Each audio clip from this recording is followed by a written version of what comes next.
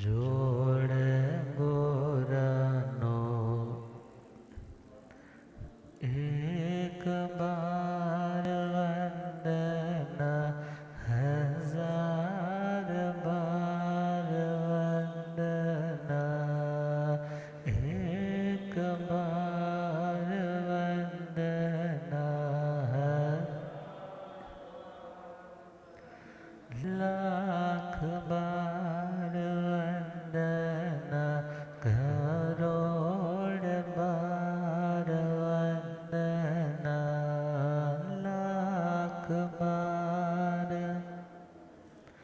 करोड़ बार जे हाथ जोड़ गोरनो मेरी वंदना जे जोड़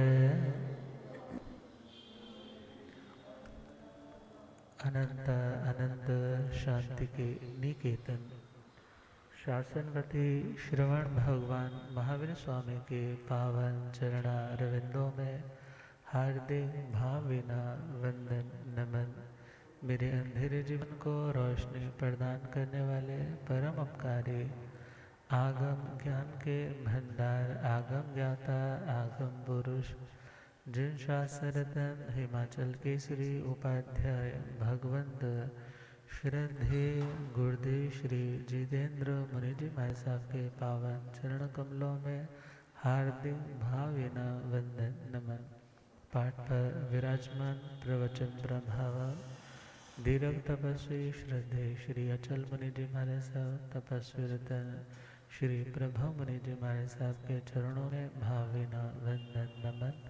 पाठ पर शोभायमान उत्तर भारतीय प्रवर्तनी श्रमणी सूर्या भगवती स्वरूपा महासाध्वी डॉक्टर श्री सरिता जी महाराज साहब घोर तपस्विनी तपसूर्या सरलात्मा महासाध्वी डॉक्टर श्री शोभा पिंकी जी महाराज साहब आगम रसिका धर्म प्रभाविका महासाध्वी श्री प्रेक्षा जी महाराज साहब समस्त आदरणीय भगवती स्वरूपा महासाध्वी वृंद धर्म सभा में उपस्थित धर्मानुरागियों सुशीलवती माताओं एवं बहनों असीम पुण्योदय से भाग्योदय से आप सबको संतों का समागम और वीतरागवाणी श्रवण करने का पावन सुअवसर प्राप्त हो रहा है। श्रवण कर रहे हैं श्री राज प्रश्नी जी सूत्र आचार्य श्री केशी श्रवण जी महाराज के श्री चरणों में राजा प्रदेशी जो श्वेतांबिका नगरी का राजा और उस श्वेतांबिका नगरी के साथ साथ 700 गांवों का जो अधिपति है चित्त सारथी की युक्ति से श्री चरणों में पहुंचा और बड़ी लंबी डिस्कशन हुई। परीक्षना करने से हमें शंका इत्यादि का उन्मूलन करने का उपाय मिलता है। अर्थात यदि हम पूछेंगे ही नहीं तो हमारे डाउट्स क्लियर कैसे होंगे, और जब डाउट्स क्लियर नहीं होंगे तो रिश्ता आगे कैसे बढ़ पाएगा। क्योंकि दुनिया में भी कोई रिश्ता यदि लंबे समय तक चलता है तो उसके पीछे आधार होता है विश्वास। कौन आधार होता है? कौन होता है? विश्वास।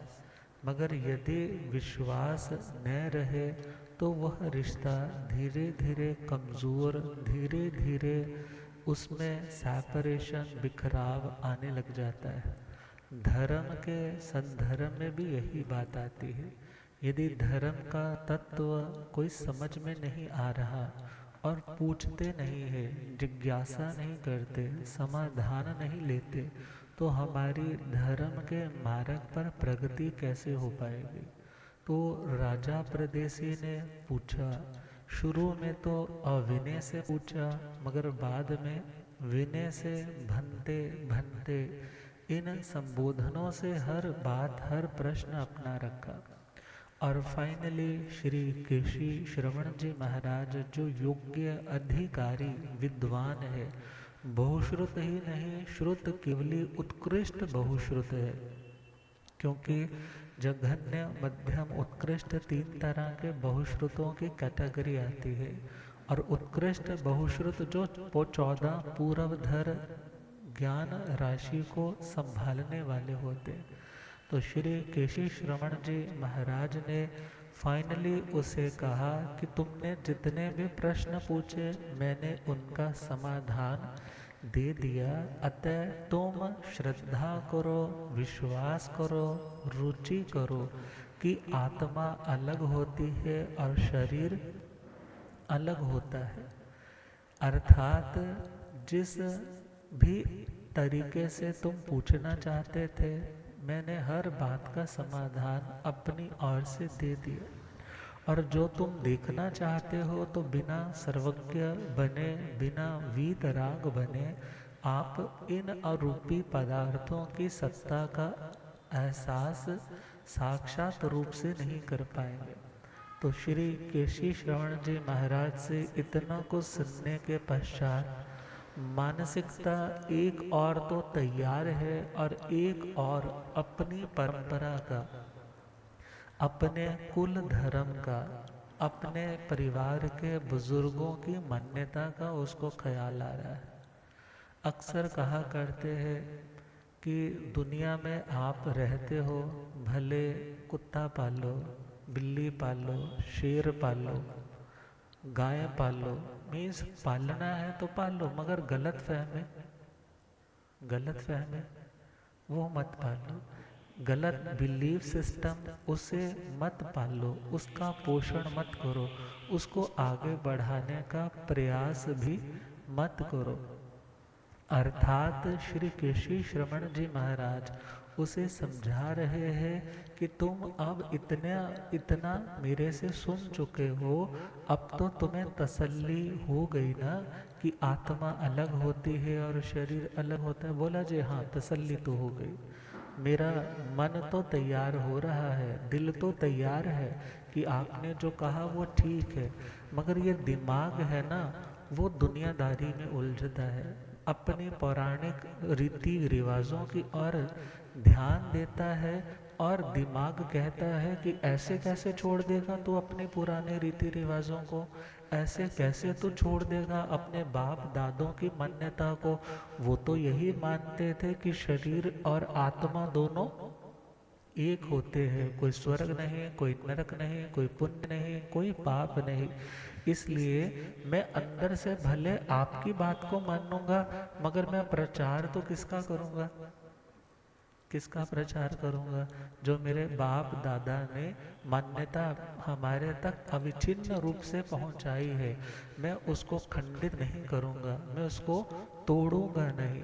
तो श्री केशी श्रवण जी महाराज जानते हैं कि यदि किसी के रोग को ठीक करना है, तो उस रोगी व्यक्ति को यदि प्राचीन चिकित्सा में चले जाएं, तो वहाँ पहले पेट की सफाई करवाई जाती थी, वमन विरेचन इत्यादि करवा करके स्टमक की शुद्धि करवाई जाती थी कि पेट पहले क्लीन हो जाए, फिर उसके बाद उस व्यक्ति को औषधि दी जाती थी कि अब औषधि का अपना काम जो है, असर जो है वो पूरा आ सके।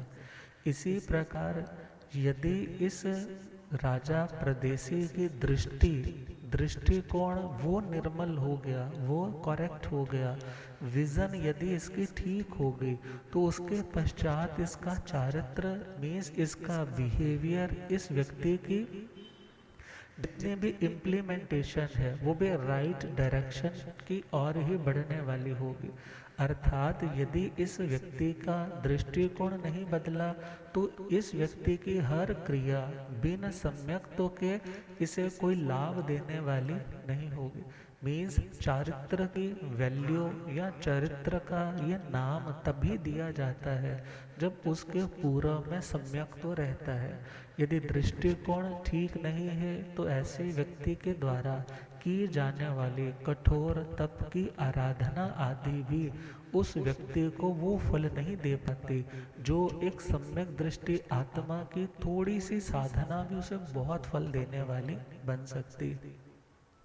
तो श्री केशी श्रवण जी महाराज से जैसे बच्चे जिद करते हैं, हठाग्रह करते हैं कि नहीं नहीं मैं कैसे मानूं, मेरे तो बाप दादा ने भी ऐसा ही माना था, मैंने सुन लिया, बहुत ज्ञान है आपके पास, बहुत आनंद आया, बहुत प्रश्नों का समाधान मिला, मगर मैं अपने मत का त्याग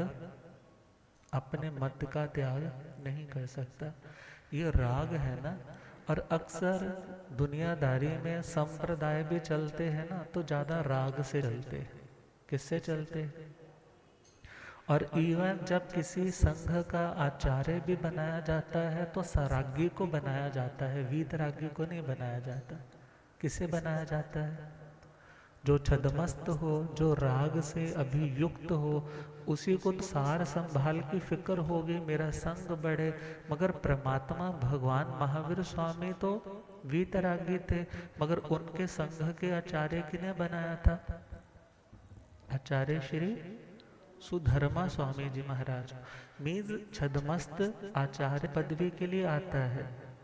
भले कुछ ऐसा भी आता है कि श्री सुधर्मा स्वामी जी महाराज की लाइफ स्पैन तो लंबी, अब ऐसे लाइफ स्पैन में इंद्रभूति जी को नहीं बना दिया। क्यों? क्योंकि इंद्रभूति जी को तो क्या हो जाना है, जब उन्हें केवल ज्ञान होना है, अतः उनकी उम्र के हिसाब से जिनकी दीर्घ आयुष्य है उन्हें बनाया गया।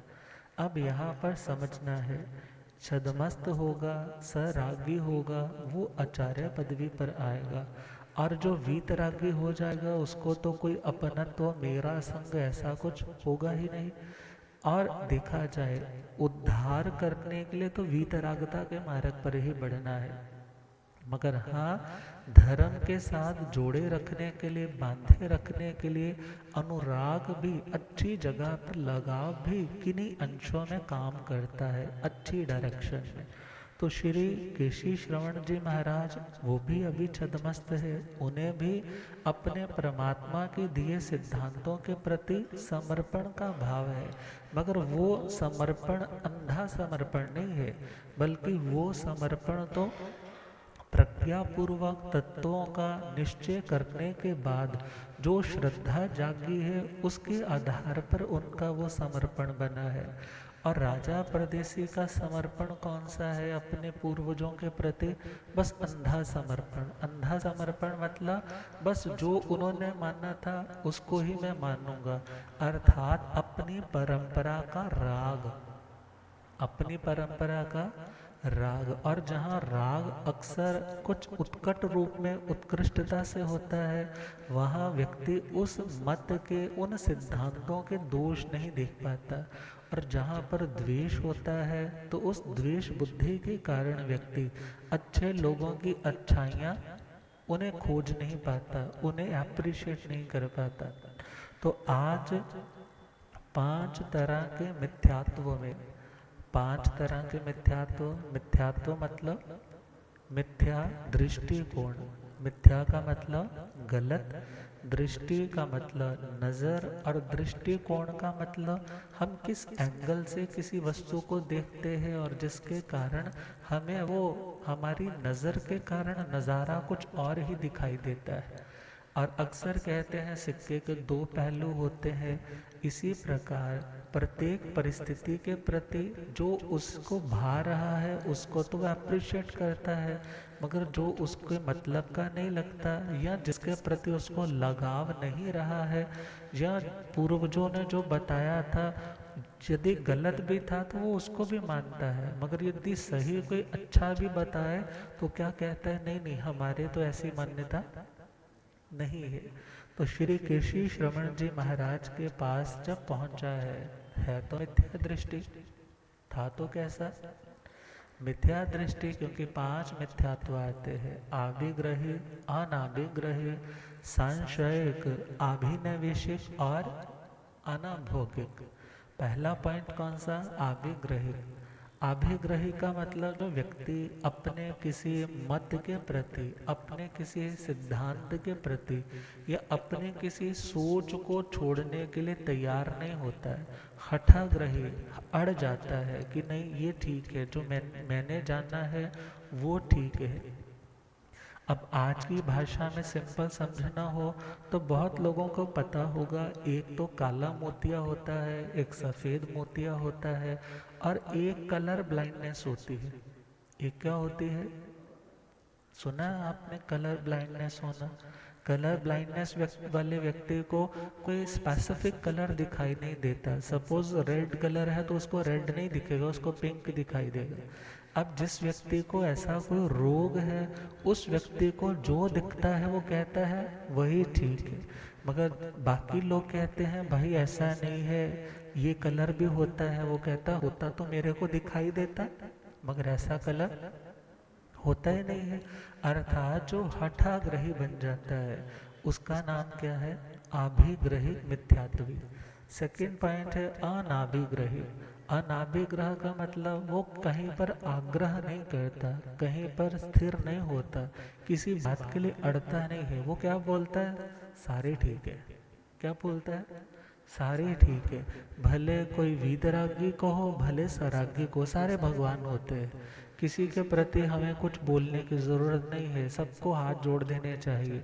अर्थात जिस व्यक्ति को सोने का और मिट्टी का मूल्य अभी तक पता नहीं है, जो दोनों को क्या कहता है कि सब ठीक है, अर्थात जिसके पास इतनी विलक्षणता, विचक्षणता, विवेक, डिस्क्रिमिनेटिंग प्रॉपर्टी ऑफ ब्रेन जिसकी अभी डेवलप नहीं हुई, जो अभी डिफ्रेंशिएट नहीं कर पाता कि क्या सही है क्या गलत है, वो क्या बोलता है, सारे ठीक है जी।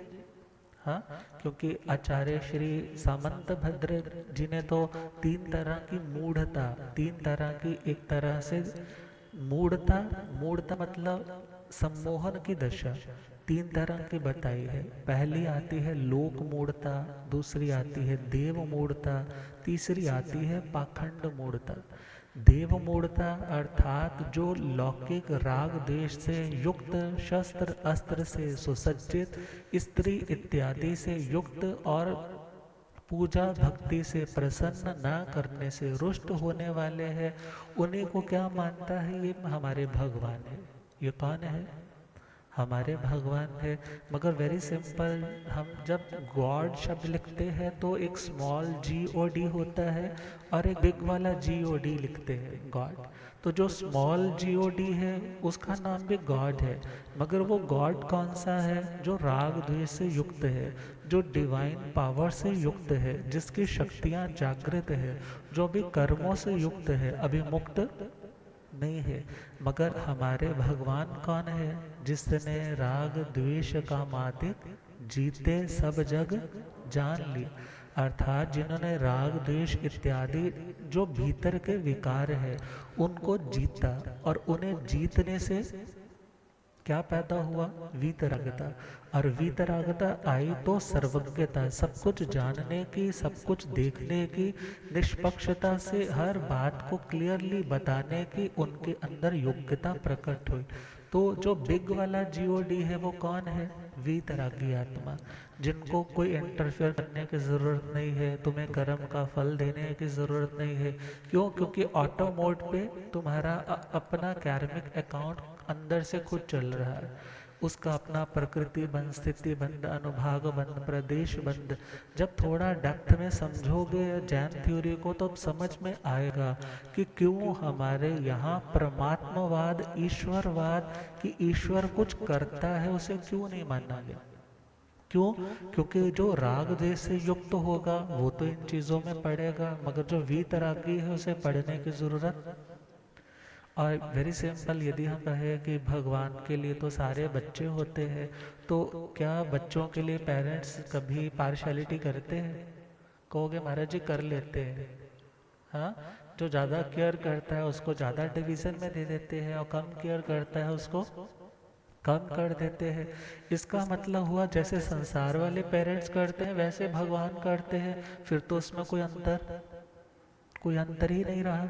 और यदि कहे नहीं नहीं वो तो बिल्कुल निष्पक्षता से दूध का दूध और पानी का पानी करके देते हैं, तो वो किस आधार पर करके देते हैं? तो आंसर मिलता है जैसा कर्म होता है। क्या आंसर मिलता है? जैसा कर्म होता है। तो वेरी सिंपल, हमें सीधा किसको पकड़ना है? कर्म को। भगवान को अपने सत्य चित्त आनंद स्वरूप में टिके रहने दो, उनको अनंत ज्ञान, अनंत दर्शन, अनंत सुख में रमण करने दो। उनको फजूल में खींच करके दुनियादारी में उलझाने की जरूरत कोई ज़रूरत नहीं है। तो कहा जो बिग वाला GOD है वो है हमारे इष्ट, वो है हमारे देव। गुरुदेव टॉपिक कृपा कर रहे हैं ना, देव गुरु और। तो यहाँ देव कौन सा? वैसे तो 5 तरह के देवता आते हैं। ठाणक सूत्र में कितने तरह के आते हैं? 5 तरह के आते हैं, जिसमें द्रव्य भव्य देव का भी वर्णन आता है, जिसने आने वाले टाइम में देवता बनना है। भाव देव जो देव पर्याय का भोग कर रहे हैं वो भी आते हैं। धर्म देव जो साधु साध्वी जी है वो भी आते हैं। नर देव जो चक्रवर्ती है वो भी आते हैं। और देवादि देव जिनके चरणों में भाव देव क्या, दुनिया के नर देव क्या, सभी क्या करते हैं? शीश झुकाते हैं। उन्हें क्या बोला? देवादि देव। तो हमारे आराध्य देव कौन है? बोलो। देवादि देव, अरिहंत परमात्मा, सिद्ध परमात्मा। तो श्री केशी श्रवण जी उसकी मेंटालिटी को समझ तो चुके हैं, क्योंकि मिथ्यात्व 5 तरह का। पहला आभिग्रहिक, पहला कौन सा? दूसरा अनाभिग्रहिक, मीन्स वो सामने वाला क्या बोलता है सब ठीक है, हमें कुछ पढ़ने की ज़रूरत नहीं है, हमें तो बस सबको हाथ जोड़ना है, बस क्या प्रॉब्लम है? मीन्स भगवान के शासन में विनय को मूल कहा है मोक्ष का, मगर विनय भी किसकी? जो योग्य हो। प्रेम सबसे करो, मगर विनय किसकी करनी? जिसके अंदर योग्यता है, जिसने अपनी साधना से उस योग्यता को प्रकट किया है, वो वंदनीय कहलाता है। वो कौन कहलाता है? वंदनीय कहलाता है। तो सेकंड है अनाभिग्रही, तीसरा है सांशयिक। संशय का मतलब है जो संशय के झूले में झूल रहा है, क्या ठीक है क्या गलत है, टिल वो अभी तक किसी फाइनल डिसीजन तक नहीं पहुंचा है। ऐसा जो मिथ्यात्व है वो कौन सा? संशयी। तो हम बात कर रहे थे लोक मूढ़ता, देव मूढ़ता और पाखंड मूढ़ता। तो लोक मूढ़ता में कह देते ना, इस नदी में स्नान कर लो, इतने जन्मों के पाप कट जाएंगे। देखो हम किसी की मान्यता को चैलेंज नहीं कर रहे, क्योंकि मान्यता के पीछे किसी स्थान का एक तरह से प्रचार करने की दृष्टि से उसको और बहुत बढ़ा चढ़ा करके कहा जाता है। मगर यदि ऐसे किसी नदी में स्नान करने से सारे पवित्र हो जाए ना, तो फिर तो कसाई भी पवित्र हो जाएगा, फिर तो प्रतिदिन हिंसा करने वाला कोई भी पापी अधर्मा है वो भी पवित्र हो जाएगा। मगर ऐसा होता नहीं। सूत्र कृतांत सूत्र में यही फरमाया है, यदि स्नान करने से पाप धुलते होते तो तुम्हारे पुण्य भी साथ में धुलेंगे। कौन साथ में धुलेंगे? क्योंकि पानी का काम तो धोना है ना। पानी का काम क्या है? यदि तुम्हारे बदबूदार पसीने को पानी फ्रेश कर देता है, तो तुमने यदि टैल्कम पाउडर शॉडर लगा रखा है तो वो भी क्या हो जाता है? साथ में उतर जाता है। तो कहा कि जो इस तरह की मान्यताएं है वो क्या कहलाती है? लोक मूढ़ता, लौकिक प्रचलन है, लौकिक रीति रिवाज बोलो उसको, मगर वो धर्म है ऐसा एक शुद्ध निश्चय दृष्टि से नहीं कहा जा सकता। दूसरा पॉइंट है पाखंड मूढ़ता, पापम खंडयति इति पाखंड। तो प्राचीन समय में पाखंड का मतलब हिपोक्रेसी नहीं होता था, पाखंड का मतलब ढोंग नहीं होता था, पाखंड का मतलब भी एक मत होता था, सिद्धांत होता था, जिसका आराधन करने से हम अपने पापों का खंडन कर सके। परमात्मा के समय में भी 363 मतों का वर्णन आता है। अर्थात हर एक जो सिद्धांत है, यदि वो सिद्धांत बलि प्रथा को या अन्य सती प्रथा को, इन चीज़ों को, कई सारी चीज़ें हैं उनको प्रमोट कर रहा है, तो उसके लिए जो पागल होकर के कहता है नहीं यही मान्यता मेरी है, मैं तो इसको छोड़ूंगा नहीं, तो क्या कहा? ये कौन सी मूढ़ता है? पाखंड मूढ़ता। तीसरी मूढ़ता देव मूढ़ता। देव मूढ़ता अर्थात लौकिक, लौकिक का मतलब जो भी कर्मों से युक्त है, ऐसे देवी देवताओं को जो राग द्वेष से अभी युक्त है, उन्हीं को क्या मानना, बस यही भगवान है, इनके पास ही सब कुछ है, मुझे भी इन्हीं के चरणों में पहुंचना है। तो कहा कि ऐसी जो मान्यता रखने वाले लोग हैं वो कौन है, वो भी देव मूढ़ता का शिकार है। तो श्री केशव श्रमण जी महाराज समझ रहे हैं कि 5 मिथ्यात्व है। तीसरा मिथ्यात्व सांशयिक मिथ्यात्व, डाउटफुल है, अभी कोई फाइनली क्लैरिटी नहीं आई है।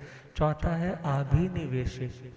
अभिनिवेशिक का मतलब, अभिनिवेश का मतलब जब कोई चीज़ हमारे सर चढ़ कर के बोलने लग जाती है, सामने वाला हमारी बात को लॉजिकली क्लियर करके हमें समाधान भी दे देता है या निरुत्तर भी कर देता है कि तुम सही मान्यता पर नहीं चल रहे हो, मगर सबको सुनने के बावजूद भी क्या बोलता है, बस तुम जो मर्जी बोलो, मैं जो मानता हूँ वही ठीक है, मैं जो मानता हूँ वही ठीक है। तो ऐसा जो अभिनिवेशिक मिथ्यात्व है, देखा जाए तो पांचवा मिथ्यात्व अनाभोगिक। अनाभोग का मतलब अनुपयोग दशा, जिसमें हमारी अपनी अवेयरनेस नहीं, जागृति नहीं, या जिसमें हम खुद अलर्ट मोड पर नहीं है, मगर हाँ मिथ्यात्व में है और मिथ्यात्व में रह रहे हैं। 4 इंद्रियों तक तो देखा जाए तो सारे के सारे कौन से मिथ्यात्व में है, अनाभौगिक मिथ्यात्व में ही विचरण कर रहे हैं। तो इस तरह देखें, इन 5 तरह के मिथ्यात्व में पहला मिथ्यात्व अभिग्रही। तो राजा परदेशी कौन से मिथ्यात्व से ग्रस्त, पहला पॉइंट तो अभिग्रही, अर्थात वो अपने मत को भी समझता है, दूसरे मत को भी समझता है, मगर फिर भी अभिनिवेशिक मिथ्यात्व से भी ग्रस्त है। क्यों? क्योंकि वो जो जानता है उसी को क्या मानता है, वही ठीक है। प्रूव हो चुका कि तुम गलत हो, मगर टिल वो अपनी मान्यता को छोड़ने के लिए तैयार है। तो श्री केशव श्रमण जी से क्या कहता है, इतना ही सुनते राजन करते हैं बात मन के, है मान्यता बड़ों की और बात अपनेपन के, और बात अपने। मुझे बाप दादा आदि की मान्यता निभानी, मुझे बाप दादा आदि की मान्यता ने सत्संगति से कैसे बदल, उनकी विधारणा ते नहीं देह जीव न्यारे, परंपरा को कैसे तोड़ो प्रभु जी प्यारे, तोड़ो प्रभु जी। सहमत हुआ आपसे मैं, मजबूर है ये आने, सत्संगति से कैसे बंध, पीढ़ी दर पीढ़ी से जो अब तक बड़ों ने माना, कैसे मैं छोड़ो उसको, नहीं इतना मैं सयाना, नहीं इतना मैं केशी कहे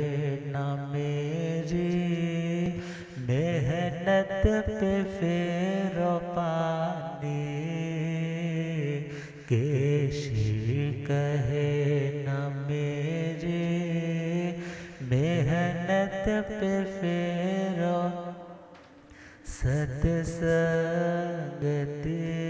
से कैसे बदली थी जिंदगानी, सत्संगति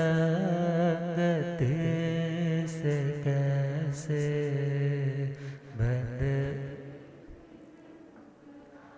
पुराने टाइम में ना एक गाना आता था, दो में अखियां चिरावी दे चनाब पर के बस रोया करेंगे सानू, याद आ गया। अब श्री केशी श्रवण जी भी कह रहे हैं, आज मैं समझा रहा हूं, मगर यदि तुम आज भी अपनी इस गलत धारणा को नहीं ना छोड़ोगे तो आने वाले टाइम में तुम्हें पश्चाताप करना पड़ेगा। किसके समान पश्चाताप? उस लोहे के भार को उठाने वाले अहो हारक के समान।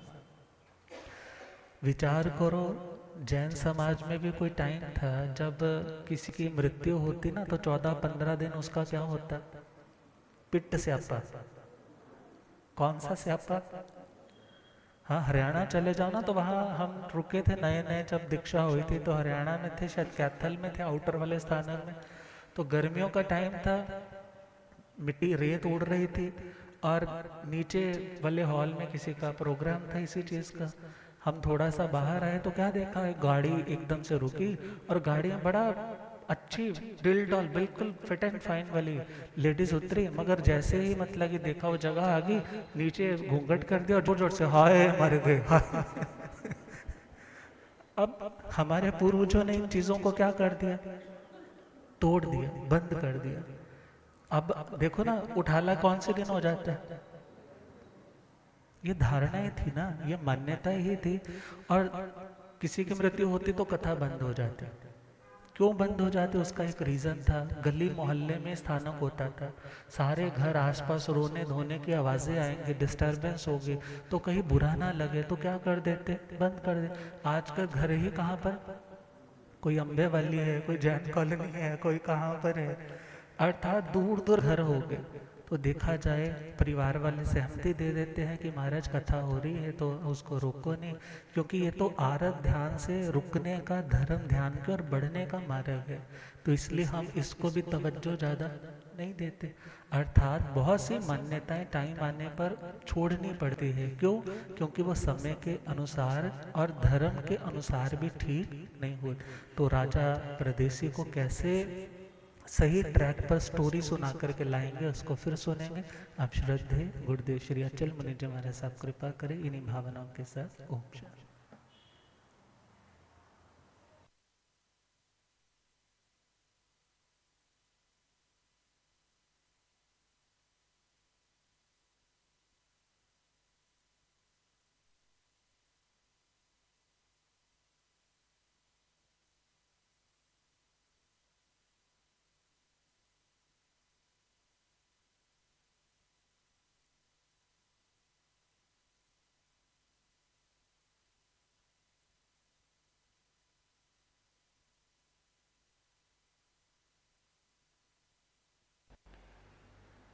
भगवन् तेरी आराधना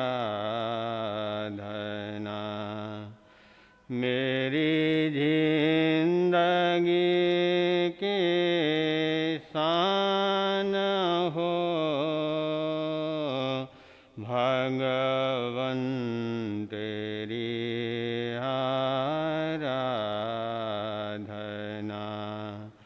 मेरी जिंदगी की शान हो, मुझे कहीं वरदान दो, मेरी आत्मा बलवान हो, मुझे कहीं वरदान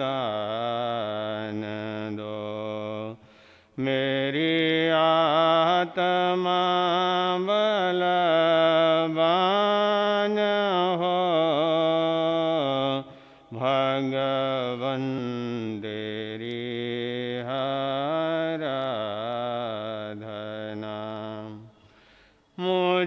सुख की परवाह नहीं, दुख में भी निकले आह नहीं।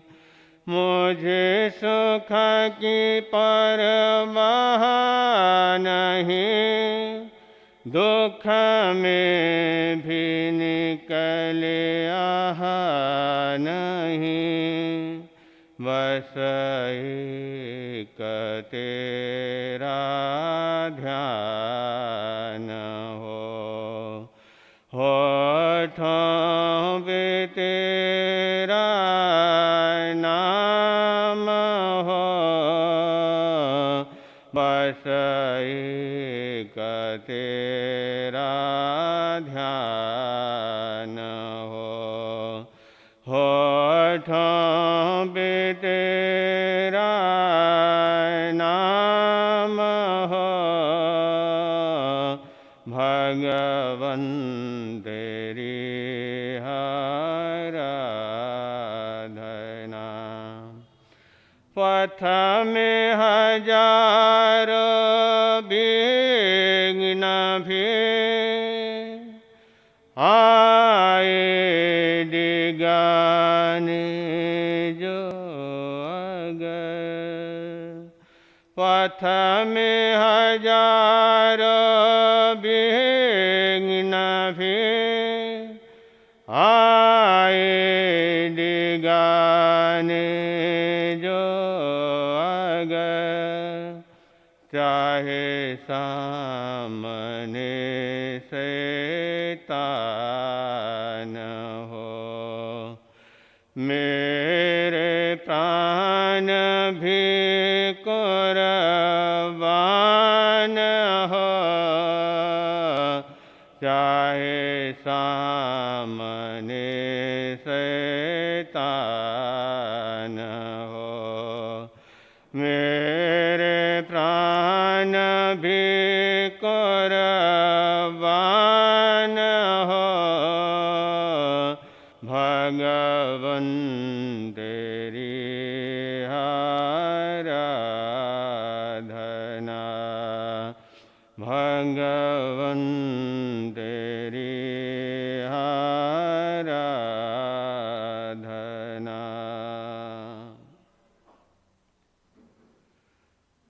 परमपिता परमात्मा, क्षमा और शांति के देवता शरमण भगवान महावीर स्वामी आराध्य गुरुदेवों के पावन चरण कमल में सशद वंदन करने के पश्चात यहाँ पर विराजमान हिमाचल केसरी आगम ज्ञाता उपाध्याय परवर श्री जितेंद्र मुनि जी महाराज साहब की चरण में सशद वंदन अभिनंदन। मंच पर आसीन मधुर गायक, मधुर प्रवचनकार पूज्य श्री प्रभास मुनि जी महाराज और आत्मीय तपस्वी श्री प्रभव मुनि जी महाराज और उत्तर भारतीय प्रवर्तिनी श्रमणी सूर्या डॉक्टर श्री सरिता जी महाराज, साध्वी रत्ना प्रेक्षा जी महाराज आदि साध्वी वृंद, उपस्थित धर्मानुरागी भाइयों, माताओं एवं बहनों, इस दुनिया में पुरुष तो बहुत होते हैं, पुरुषों की इस दुनिया में कोई कमी नहीं है,